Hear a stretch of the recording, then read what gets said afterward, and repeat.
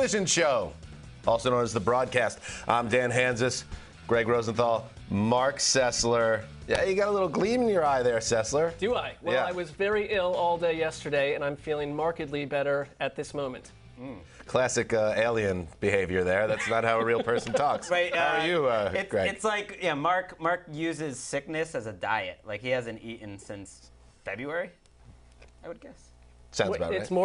It's just more gossip and rumors that are unfounded. So, yes, this show is called Around the NFL. It's based off the podcast of the same name, which you can check out 3 times a week wherever you get your podcast. On today's episode here on the network, we're going to break down everything that happened in the NFL this week. Again, around the NFL. So let's get into it, starting with some news on some big changes down in Tampa, where Bruce Arians steps down as head coach. He gets the everybody wants it. That's the goal in life. You want to get the senior consultant position in a front office or wherever your corporate structure is. So Bruce is out of the picture. Todd Bowles, the defensive coordinator the last few years, including their Super Bowl season, steps up, and he is now the head coach, gets another crack at the big chair. And none of this, Mark, was at all suspicious connected to Tom Brady and his return from retirement. Well, they certainly insist that it has nothing to do with Tom Brady's return. Here's what I do believe with Arians.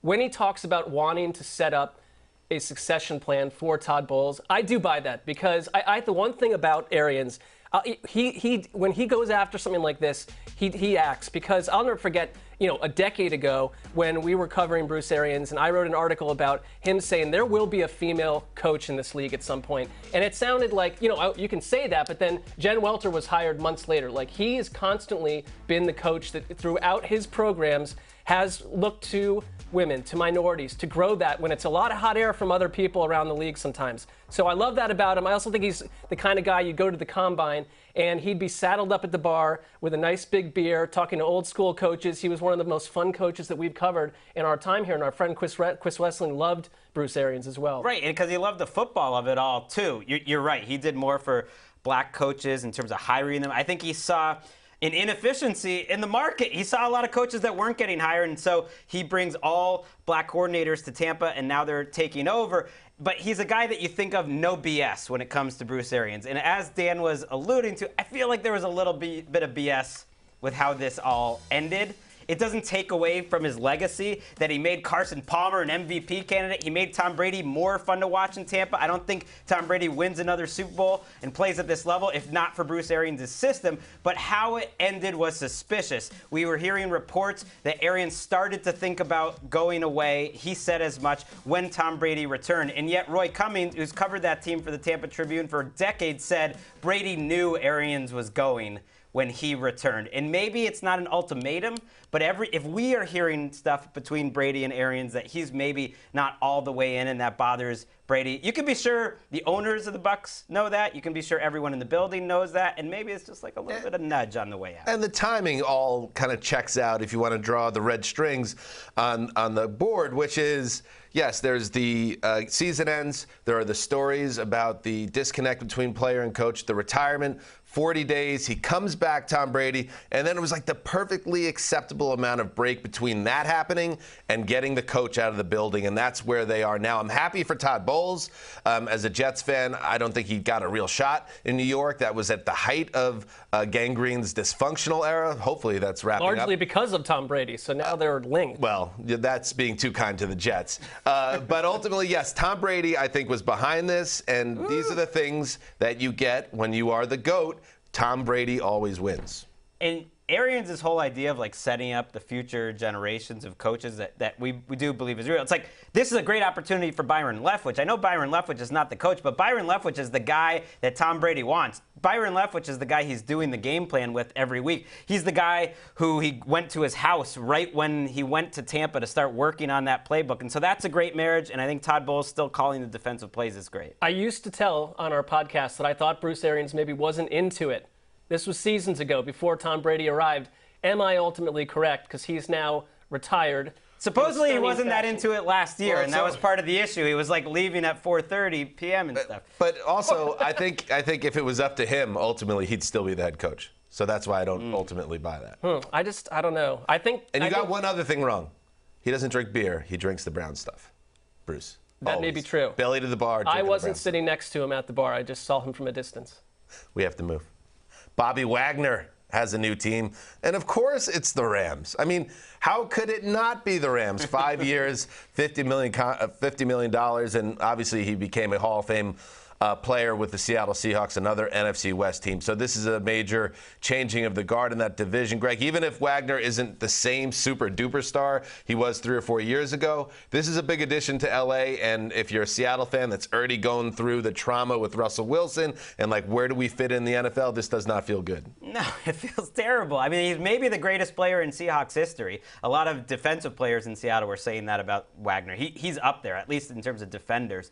And you think about what the Rams usually value. They usually don't pay off-ball linebackers. They really don't value that spot. They have 3rd and 4th round picks usually, but they've gone against Wagner twice a year for the last 5 years under Sean McVay, and they know he's maybe the smartest middle linebacker out there, and they know Raheem Morris can maximize what he does. I love this. Sometimes in the middle of your career, Mark, if you're an all-time great, maybe you identify with this. Sure. You need to change things up a little to really invigorate yourself, inspire yourself. I think you can pair him well with Ernest Jones. You're right, it's not a position that the Rams I'm saying have. you've been at the NFL personally. as long as It's time Wagner for was me with maybe Seattle. to, Yeah. with our past story, retire and then reemerge somewhere else. 40 days later. I like that 40 plan. years I like later. the 40-day break in Yeah. between, too. But this is an optical nightmare for Seattle. And you know that we're going to get a ton of Seahawks, Rams, primetime games where it's just he's going to make plays all day long against a Seahawks team that right now has no quarterback. I absolutely love it for the Rams. I know we usually take turns talking, like it would go from. Yeah, no, that's kind of the But I do have one cadence of the thing show. I just want to throw in here. Yeah. Hot take. Better be good. Hot take. Von Miller going to Buffalo maybe did the Rams a favor. I don't think they get Allen Robinson and Bobby Wagner if Von Miller doesn't go. And I would rather have Allen Robinson and Bobby Wagner than Von Miller. Yeah, the Rams better now than the team that won Super Bowl 56. Ooh. It's an interesting one because the very nature of the roster build there, it's just things are always going to be churning and changing.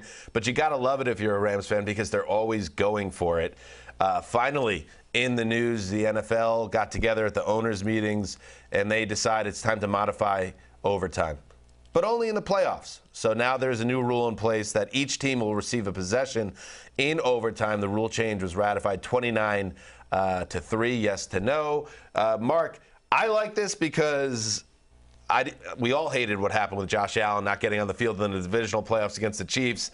But I also don't need these games to go on forever in the regular season. So keeping it to the playoffs makes sense to me. How do you come down? Yeah, on they this? nailed it. They nailed it because I think for player safety too, we see it feels like there's 4 overtime games a week at this point in the NFL, and so I like that it is. I like that it is in Let's the see playoffs. the data, Sessler. Well, I'm just saying. But if you look at the playoff data, the team that's gotten the ball first has won. I think it's like 10 out of 12 times since the 2010 But it's only season. 52% in the history of overtime. But I just think in the playoffs, it's what they're looking at the fans and saying we care about what the fans think because that was a bad moment to have Josh Allen sitting on the sideline in that situation, and that was a huge talking point. And if anything, I think in the last couple of years, playoffs have changed the rules in terms of what the rule committee goes and does a couple months later. They respond to things like that, and I like it. And one of the best. Sorry, now we're gonna. No, I don't have any take on this one. No, I was just going to say fine. I took my sons and my wife to their first NFL game in November or maybe it's December, and it was at SoFi. It was Chiefs-Chargers, Mahomes versus Herbert, an awesome back-and-forth game that went to overtime. And guess what? The same thing happened. The Chiefs won the coin toss in overtime, went right down the field. Travis Kelce scores a touchdown. So you're not going to fix those games, but it's just something about that stage in the playoffs, keeping Josh Allen off the field. And I'll also say that you notice how this happens. Changes happen based on what happens in the postseason the year before. Yeah. With the failed pass interference rule, that came off of when the Rams got a free trip to the Super Bowl because the Saints got jobbed. We see it again here. I think you're going to see teams. I wonder what this does to strategy because if you're that first team that gets the ball, you go down the field, you score a touchdown. Are we going to see teams going for 2 points to put that second possession for the opponent in hot water? Well, I think that's why a lot of teams won't take the ball anymore in overtime because I think you'd rather be second and know what the first team got. So I think that's one big difference. But I think they kick the extra point in general because you know you're going to hit the point. It's up to the second team whether they want to get really creative and go for the 2 and go for the It's kind of a no-brainer, right? In this new rule, you want to get it second. I think so. Is there any strategy to getting it first? No, I think you want to know what you're dealing with. Only if you think the other defense is tired, or your offense is on a roll, you just want to like keep it going. Like the way that overtime game in the Bills-Chiefs ended, it was like they got to go offense right in a row. And that's fun. You got Lombardi, you got Belichick, and you got Shula here, just chopping it up. Figure out what is the strategy behind Ball. Anyway, we're just getting going. To some degree. Coming up next on the broadcast. Less than 25 overtime games, by the way. The all-time record was 25. Well, it felt like a long season. Sessler, no misinformation on our show. Coming up next, Jimmy G still a Niner. What's up with Jimmy G? We talk about that next on the broadcast.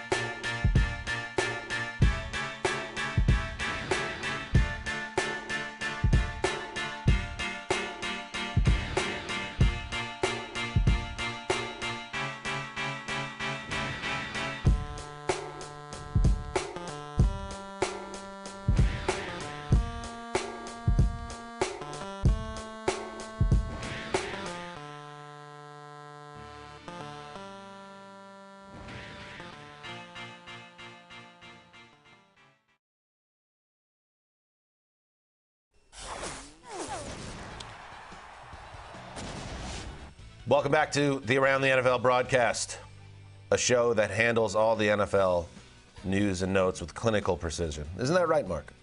And a touch of mirth. It's often right. I think I got the overtime. I said that it felt like there were 4 overtime games a week last year. Yeah. That was not clinical. The actual numbers suggest that there were not that many overtime. It was out of character for you, and I'm glad that we've Was it addressed though? Yeah. Like one thing I've learned working with Mark, he always bumps up the numbers. Yeah. If he says a number, he always bumps it up, a little exaggerated. Great to hear that. Thank you, Greg. Let's get back to the news, and we'll talk about the San Francisco 49ers. There was supposed to be a neat succession plan in place here. Succession. That's how Bruce Arians said it in his press conference yesterday. I don't care about the Hall of Fame. I care about succession. Like, okay, where are you from? Anyway, John Lynch, the general manager of the 49ers, says he doesn't foresee the Niners cutting Jimmy Garoppolo. And then Kyle Shanahan at the owners' meetings seemed a little bit annoyed, Greggy, having to answer questions about Jimmy G all the time. Here's his quote: "We're not just getting rid of him to get rid of him. Jimmy's a good player that we all like as a person and as a teammate, and we're going to wait to see whatever helps the Niners the most." Yeah, and I wish you had put the disdain with which Kyle Shanahan answered. Do you want to try? No, I don't. Okay. I'm not good at it. I have the quote. He just made it very clear that he was not pleased with having to answer Jimmy G questions because his GM is putting him in a tough spot. That's what I believe. I don't know if Kyle Shanahan necessarily even wanted to draft Trey Lance way back in the day, but this whole Jimmy G thing has been messy. They were putting it out there through the media that they were offered 2 second-round picks by Jimmy G. Don't believe that. I don't believe that his value is really that high. Even if he comes back from this injury, I'm not sure they can get anything more than a 4th or 5th round pick.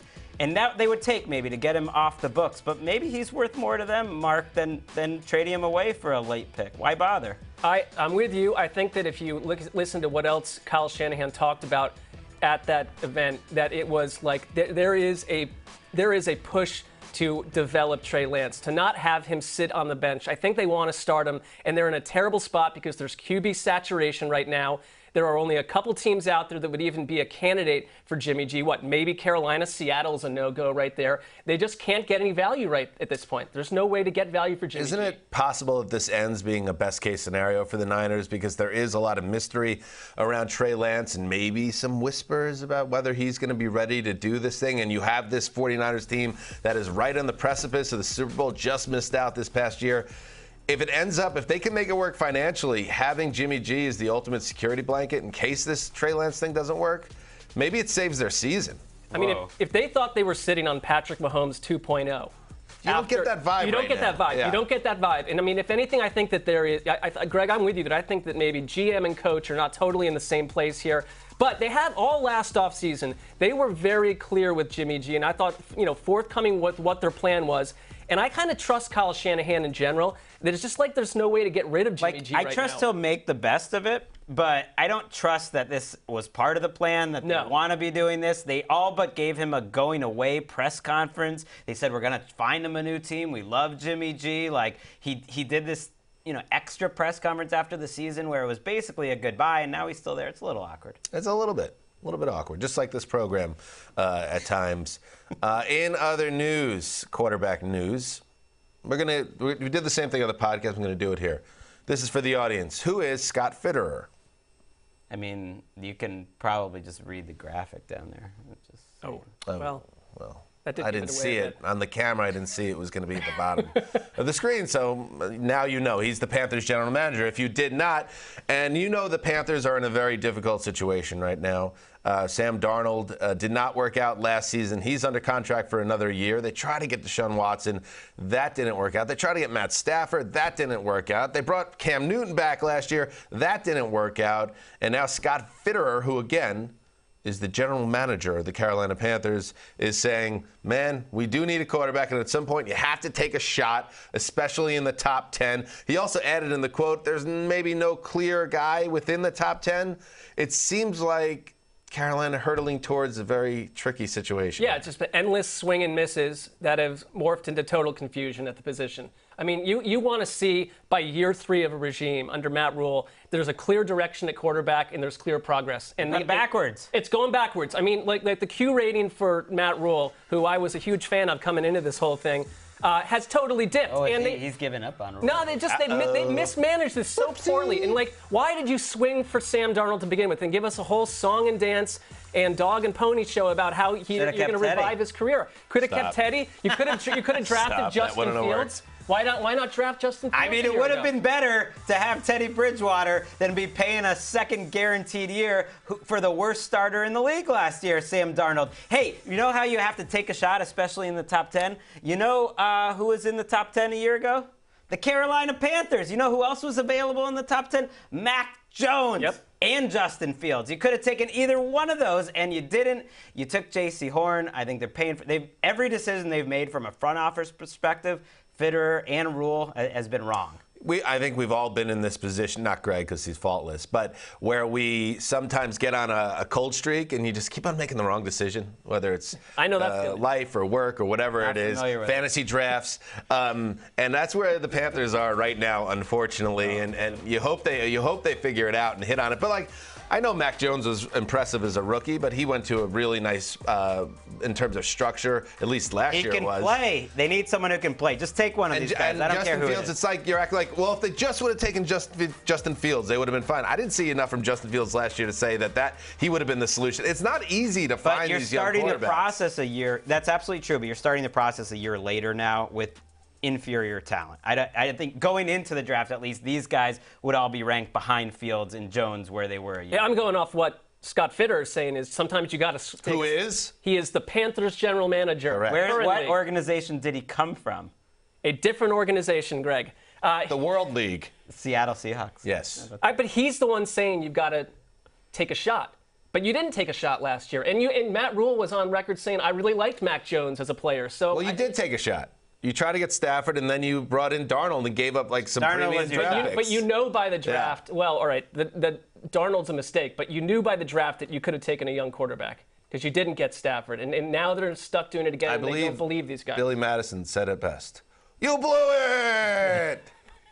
Let's move on. DK Metcalf is the superstar wide receiver of the Seahawks and one of the great bods. I mean, this man is cut out of marble. He's a gifted physical athlete, and here's his diet. Right. According to Showtime Basketball. Well, and him. And him. I eat 1 meal a day, drink 1 coffee, and eat like 3,4 bags of candy. You guys were doubting this. Of course it's not true. What are you talking about? Because it's another way to show how special I am. Look at me. I eat like a monster, and I have the body of a Greek god. You know what I'm thinking here? This says more about you than it says. Oh, the old says more Okay, about you. why is DK Metcalf going to be lying about this? I just said why. There's no history of him being untruthful. There are many young people with incredible he has no bodies. history of being untruthful. I'm just saying, Do you know this man? I'm just I saying, don't. yes. He stands up for the right things. I like DK Metcalf. He seems like a real dude. And I believe there are many young people who are physically talented who don't have to have a great. Greg, he works out a lot. What is your insinuation? This was on such faulty ground. All your pillars right now.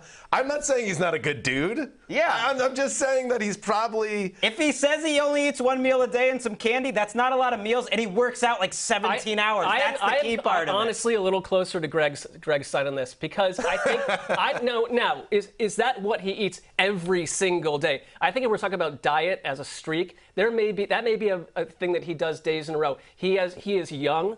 Like, we can't do that. If I ate 3 bags of candy a day and a cup of coffee, I'd be in the hospital. He's built different. I mean, I know he's built different. The working out part of it is a huge thing. He's not just sitting on his couch, Right, exactly. That's the key part. He's also like sculpting his body for 4 hours a day. I think two things can be true. I think that DK Metcalf could be a good man, as Greg points out. You're questioning his and also his not be telling the truth about this because it makes him. It gets him the 24-hour news cycle and gets shows like this talking about it.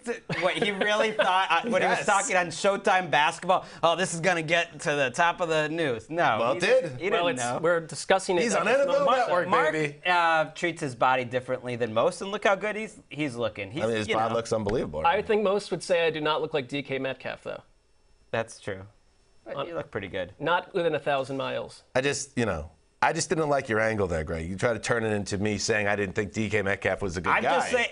I'm just saying, he's. You bring up a quote and you're like, he's no, exaggerating. he's lying. Are there days when DK Metcalf is eating 3 or 4 bags of candy? Sure. There's also days where he's probably having. Now you're retreating. Every day? Because you're saying okay, maybe that's not every day. Now you're retreating. That's basically what he. Here's the truth. I believe you, DK. I believe you. I don't. He has a personal chef, and he has 1 to 2 1 meal. elite meals for his body a day. He drinks shakes. He does the whole thing, and sometimes he'll sneak a little snack here and Well, there. think about the Seahawks cafeteria, which is probably rich with ornate foods of all types. So many ornate foods. So he just gets in his car and burns home and eats 3 bags of candy. I just think that there's a Marshawn Lynch famously. It's happening some days, but there's days where he's eating other foods too.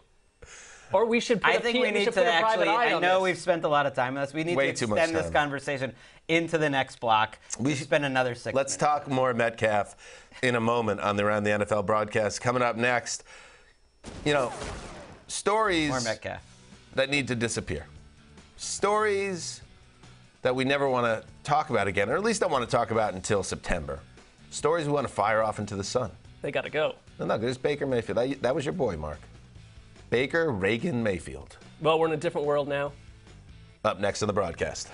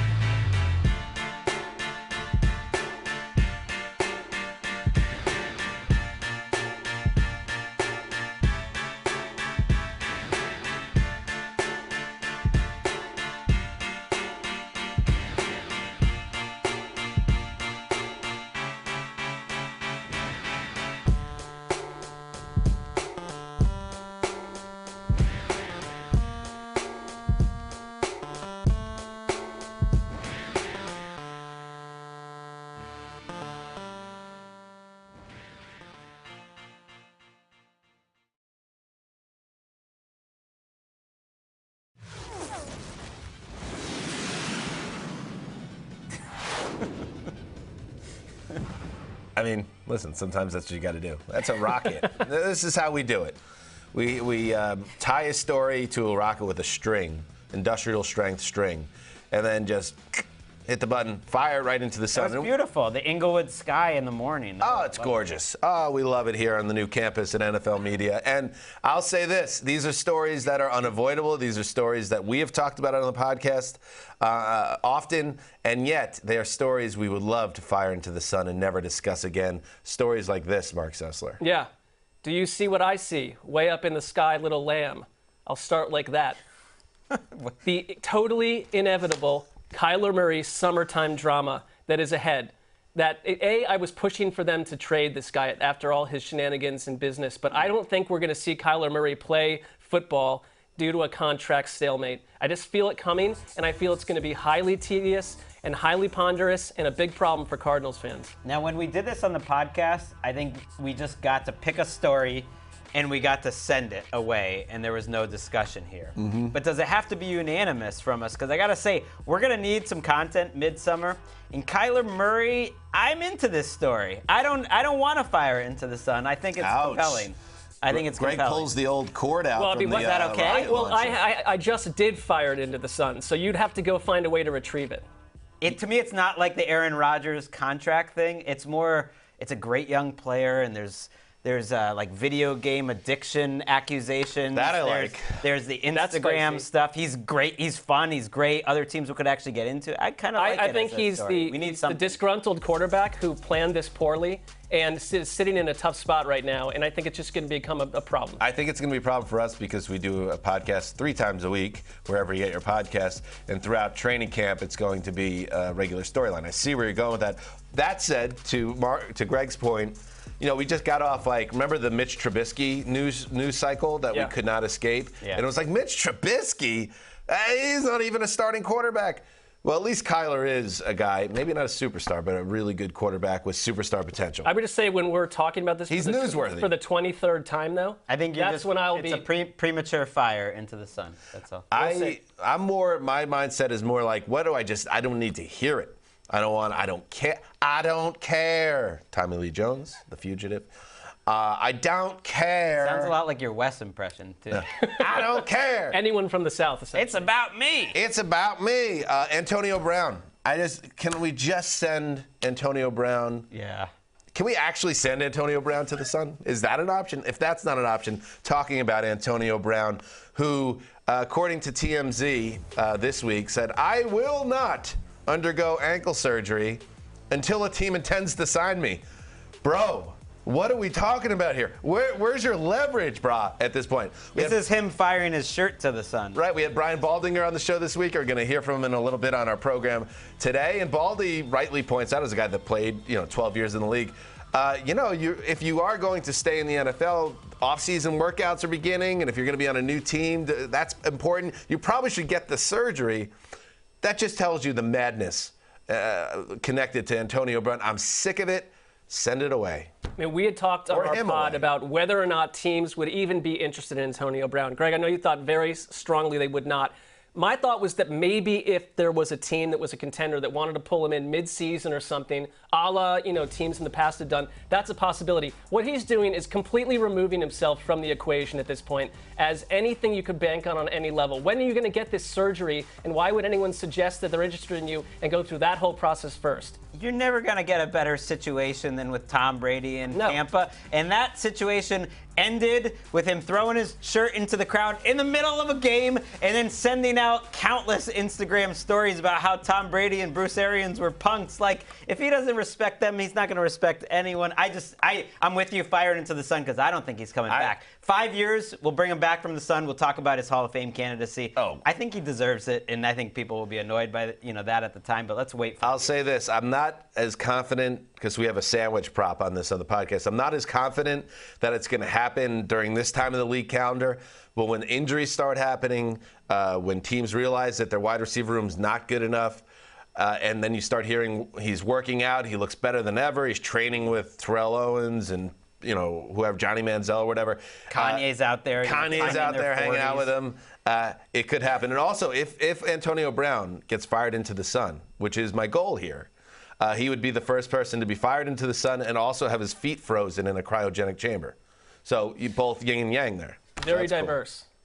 Greg. I'm going to fire a part of the Baker Mayfield story into the sun. I know we got to cover it, but the whole idea that the Browns might end up keeping Baker Mayfield. Actually, there's a scenario here where he's going to stay on the roster and he could be backing up Deshaun Watson. Like, you don't have to carry that Browns water. No one believes he's ever going in that building again. He shouldn't even be allowed there. Someone's got to get his stuff and bring it to him, because I don't know what he would do if he was in the building. Bad things could happen.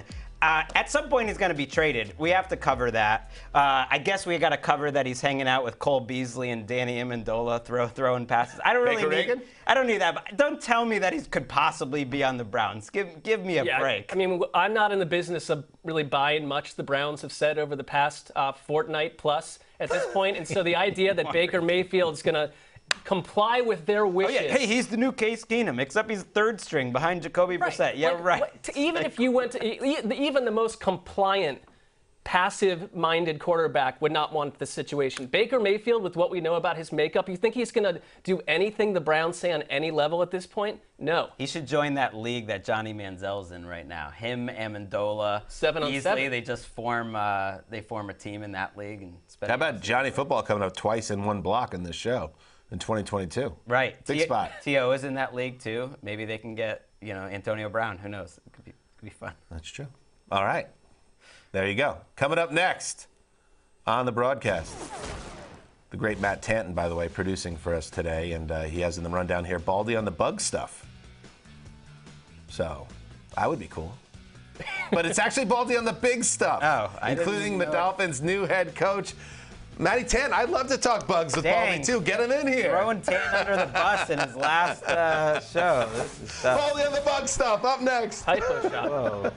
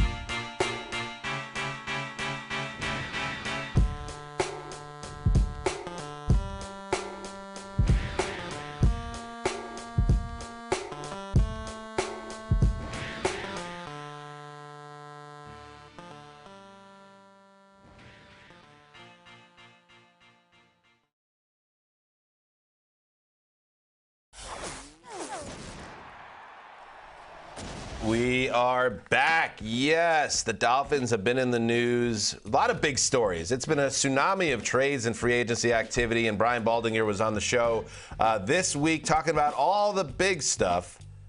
So make sure you check that out. And here's a portion of that conversation right here on the broadcast. How about the Tyreek Hill move? There has been a lot of speculation here. The trade to the Dolphins and gets this massive contract. People saying, oh, but this Tua's game isn't a good match with Tyreek's game. Are you concerned about that as someone who studies tape as well as anyone. Baldy on the big stuff. Well, I think that the pressure's on Mike McDaniel to make this Good work. job, Greg. I'm just trying to brand Yeah, this. Trying to come brand on in. this. I think the pressure really is on Mike McDaniel to make this all work. You got all these components, on paper. They're, paper lions right now. And so he's got to factor in Tua and any sort of shortcomings you think he has. I think he's good in the short passing game. There's been a lot of short passes, long runs from Tyreek, from Patrick Mahomes over the last 5 years. So I think all that can still be in place, along with Jalen Waddle and Gesicki and what they have there. So I think it's up to Mike McDaniel to make this work right now. What about giving up all, as a team building process? Do you think giving up all those picks for Hill specifically? Well, for any wide receiver. They've had a lot of picks, Greg. The last 2 years, they were awful with their picks. Whether it was Austin Jackson. I mean, you could give a lot of teams a lot of picks, and they can screw it up really fast. That's what I feel like the Dolphins did. They did. They got him for Tunsil. I mean, I would still like to have Laramie Tunsil there at left tackle. Right. You wouldn't have, because, when you make a mistake in the draft, it never goes away, right? You overpay in free agency. That's why Teron Armstead is there. If they just stayed with Laramie Tunsil, who's a great player. That's a great point. You would never get to Teron Armstead. You'd have Laramie Tunsil. Before moving on from this one, though, as a former NFL guard, how many years did you play? 12. 12 years. Mm-hmm. A manly man, just sitting next to me. I'm intimidated. Chills. I'm intimidated. Yeah. Mike McDaniel is your head coach. Yes. Cuts a different figure, has a different vibe even when he speaks than most head coaches I've ever seen. Uh-huh.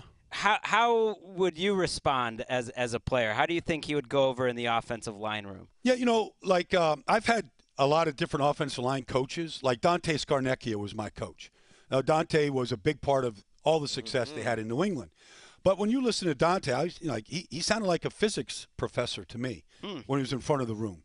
And there's going to be a lot of people that are going to say, he's just an Ivy League guy, this Eli from Yale. But I think Mike, you have to listen to Mike.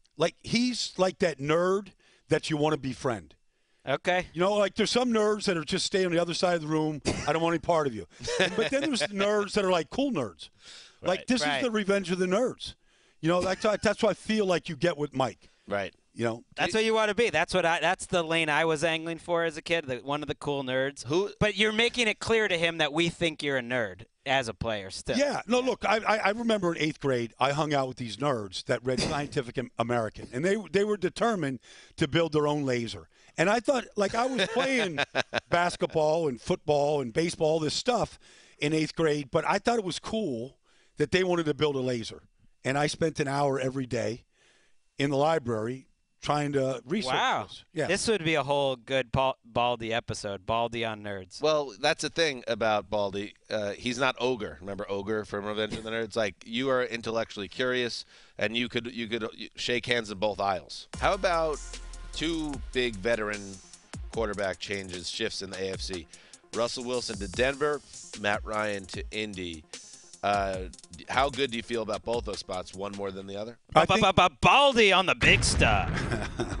I think both teams are playoff teams this year. Okay. I'm a big fan of Nathaniel Hackett. When you can make Blake Bortles a AFC championship level quarterback, that's good coaching. I'm a big fan. So I think him and Russell are going to be a good meeting of the minds. And I can't think of a better spot for Matt Ryan to be in than Indianapolis. I think it's just him and Frank Reich are going to hit the ground running, and that's going to be a really good football. What did you see from Matt Ryan on tape last year? I remember I did one segment with you of the QB index on NFL Now during the seasons where you literally ripped up the rankings because you thought they were so bad. That. I was pretty high on Ryan for most of the season.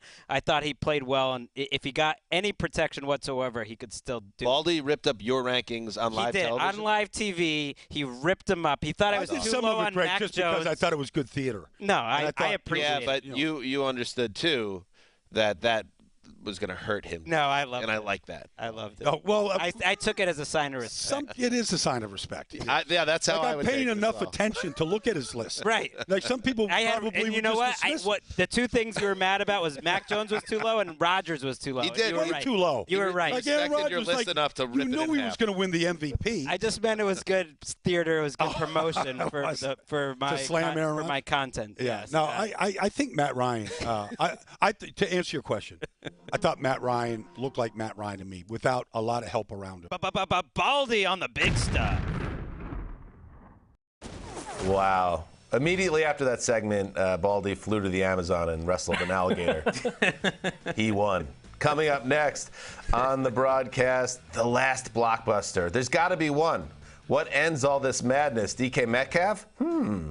Could he be on the move? Man, he just housed those. Up next. That was embarrassing. Oh, his chef really cooked well that week.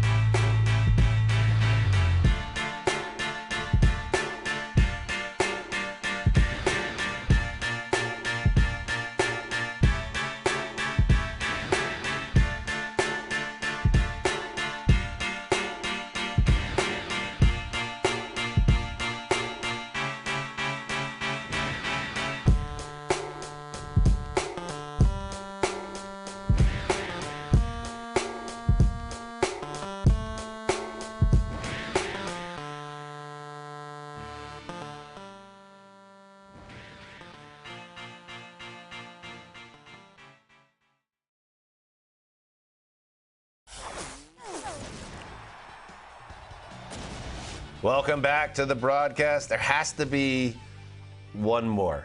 In this unprecedented year, offseason, where so many trades, blockbuster trades, have gone down, don't you just feel it in your bones there's one more? This offseason, absolutely. It's in my bones. So this seg is called The Last Blockbuster.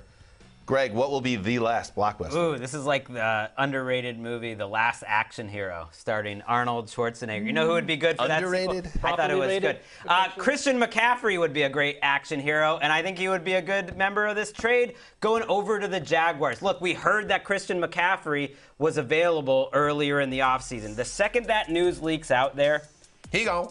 I just think there's a great chance that he's gone, and they clearly haven't gotten a good enough offer to make it happen. The Jaguars still have all sorts of cap space. Everyone thinks, oh, they spent all that money. They're not done spending money. Trent Baalke saw his career flash before his eyes. He knows he might only have one more year. He's got to win right now, and they are a team that I think is looking to help Trevor Lawrence as much as possible, getting him a great running back like McCaffrey. I think they're a team that could do it, sending a first-round pick maybe around the draft. I'm with you because I think when they start talking about it, this was something that they are considering doing. And I know it creates a ton of dead cap for the Panthers, but they are in good shape. I don't think that matters for them at this point. I love the idea on our show of them maybe the Bills going for Christian McCaffrey. But in general, I want him in a different place where you could put a team over the top. In Jacksonville, though, you're basically saying our young quarterback is going to get supported with one of the best pass-catching runners in the league. I like that two of you boys are coming around on this take that I had a couple weeks ago.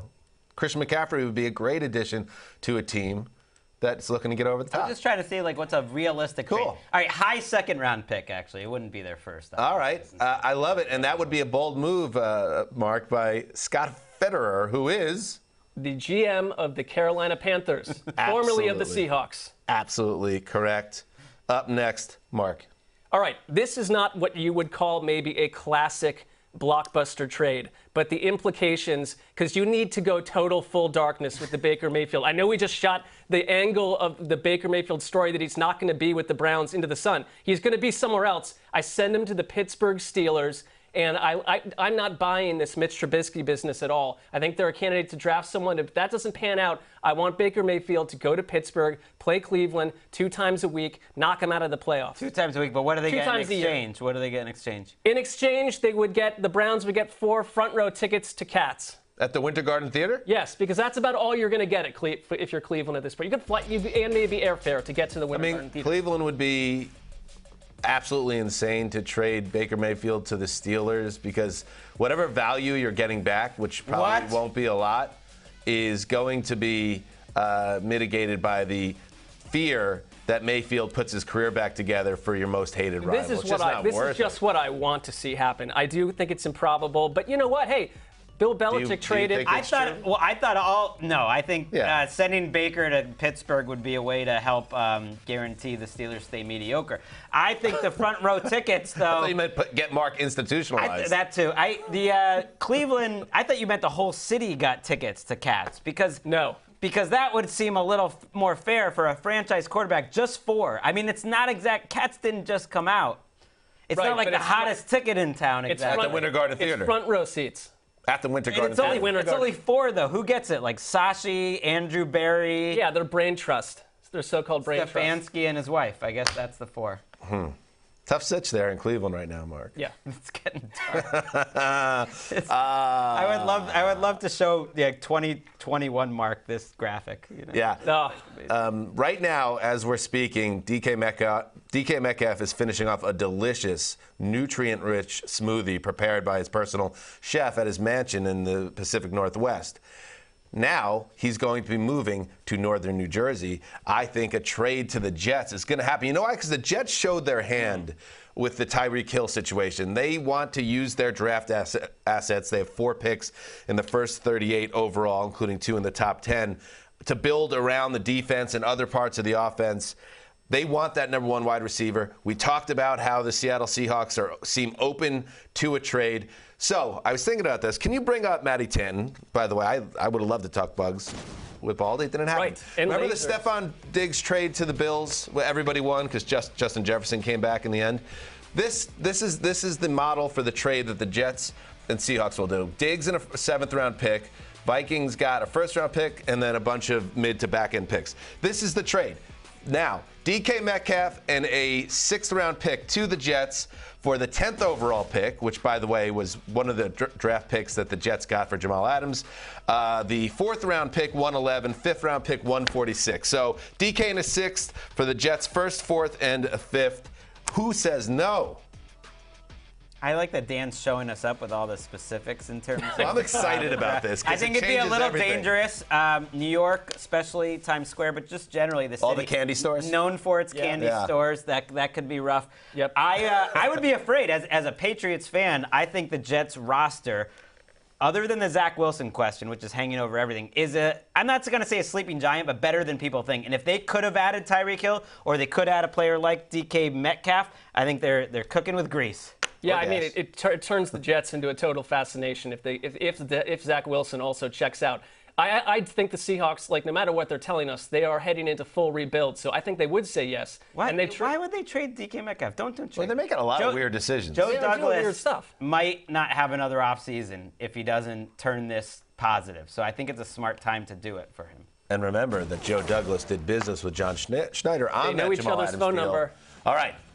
Before we sign off, weekend vibes. Look at that. Look at our friend Chris Wessling, Keish, Gonzo, Connie. I don't know what all this is about, but we're going to discuss it on Weekend Vibes up next.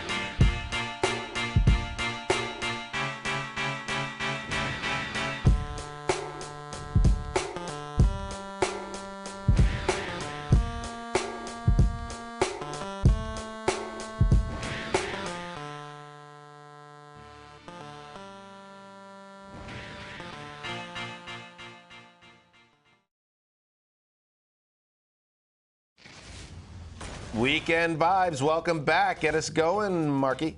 Well, I was out yesterday. I missed the show. I apologize for that. Wasn't feeling well. I was going through photographs and invariably came across a bunch of our great friend Chris Wesseling. It just made me think that this time right now, as we get closer to getting past the draft, off-season was Wes season. And one of my greatest aspects of my friendship with Wes and all of us was just this time of year where we spent a ton of time with him. And, man, when you get Wes going, there was no one else like him. We miss him. Absolutely. We are in the Chris Wesseling podcast studio because that meant so much to us, and we think about him all the time. Another guy that means a lot to us is Matty Tanton, our producer, who's been with NFL Network and NFL Media for 8 years. He is moving on to open spaces down in Texas. Brings back a lot of memories. Speaking of Chris Wesseling, that is the Shield, our softball team. Tanton played left field and pitched for us and was a star on the team, but has also been a star here at the network. We will miss him. We love you, Matt. Miss you, Matt. Even though with the bug thing, that's fine, though. It's all under the bridge.